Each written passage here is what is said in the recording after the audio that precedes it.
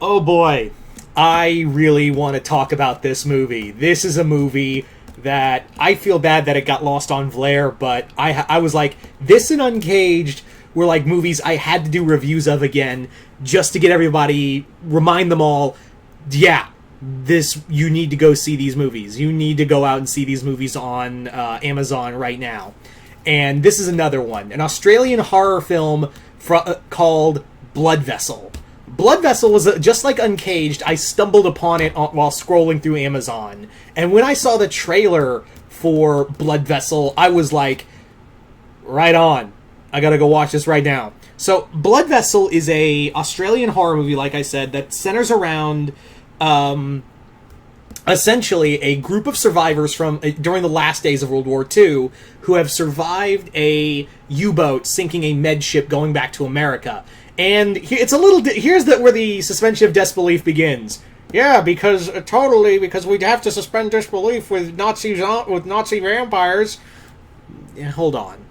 Basically, you have literally a team you would see in Call of Duty Zombies. It's literally a Russian, American, Australian, British soldier, all of it, like all these different soldiers together, and it's literally like you get the feeling of, oh, it's like Call of Duty Zombies, but replace it with vampires. Yeah, Nazis are bad, vampires are just as bad. So, what I also like is that these vampires are a little different. They're a different species. They're Strigoi, which are a more primal kind of vampire.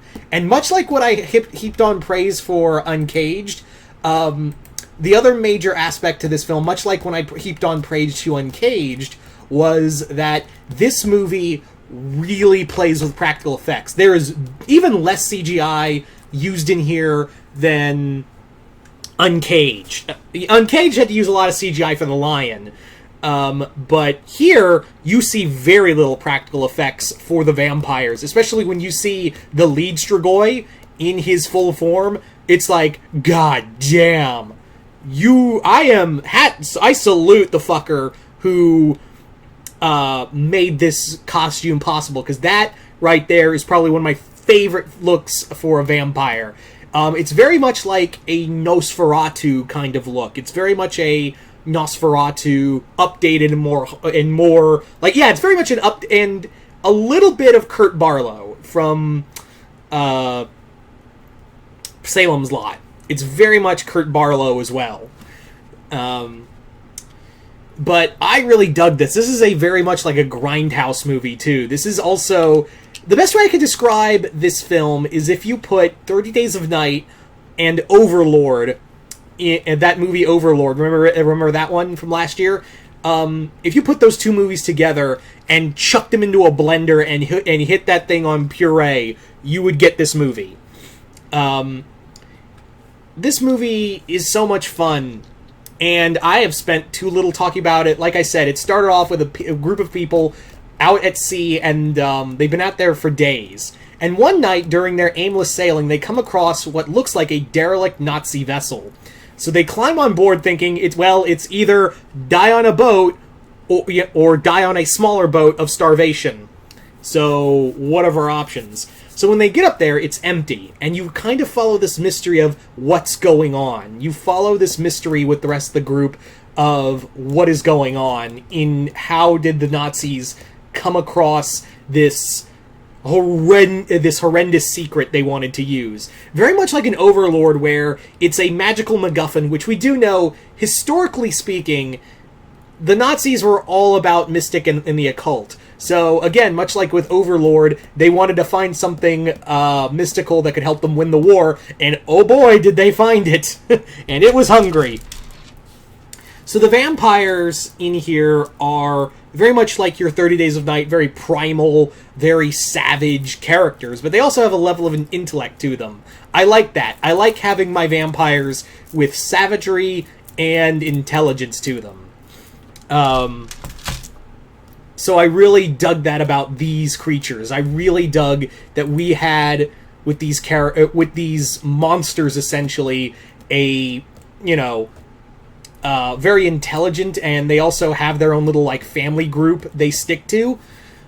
And, yeah, the characters themselves that you cling to are they're very they're very two-dimensional. You don't really get a lot of them. They're very much the archetypes, but I feel like since this is going for a grindhouse kind of feel, that didn't bother me. That did not bother me with this film in the slightest, of having a very like a very two-dimensional, oh, this character is such and such, and that character is such and such, and we don't stray far from those tropes. We do not in any way or shape or form stray away from those character tropes, which is fine. I mean, sometimes I don't care if my characters don't have character arcs in their movies. Sometimes I just don't care.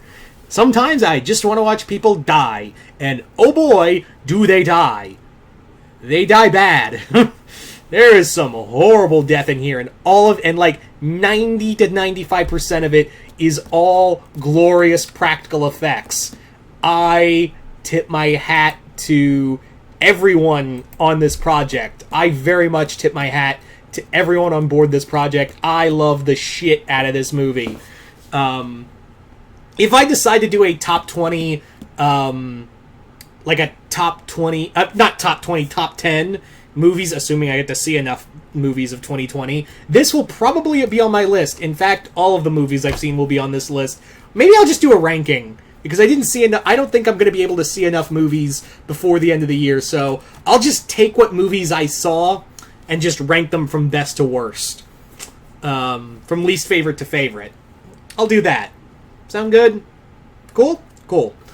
But getting back to this, I will say that there are some caveats to this film. There are some minor caveats that you have to take in with a grain of salt. Because of the budget, you don't really... you don't get a lot of the vampires. In fact, like a good half of this movie is them trying to slowly discover what's happening, even though you already know it's fucking vampires. Just show us the vampires already. Come on, movie. Come on, show us the vampires. And the ending goes exactly how you think it does. It's literally a very predictable ending. Like, you instantly discover, oh, this is where we're going with the film. Okay. So, those are the only two, and those are nitpicks at best. Those are really just nitpicks for this movie. All in all, if you're looking for some boss creature feature movies and straight up action horror movies, because this really, like, when it gets to that third act, oh boy, does shit hit 11. Because you've got some references to, like, Evil Dead, 30 Days of Night. You've got some great stuff in there in that that third act pays off everything in this movie.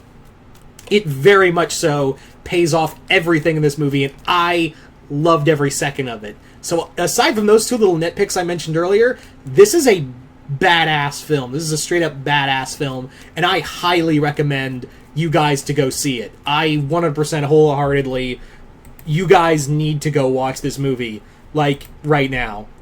So, yeah, there you go. There's my high recommendation for the movie Blood Vessel. So, you guys tell me in the comments below. If you guys saw it, what did you guys think of it? And comment below, let me know. And once again, I'm Mr. Multiverse. I'll see you next time in the Multiverse.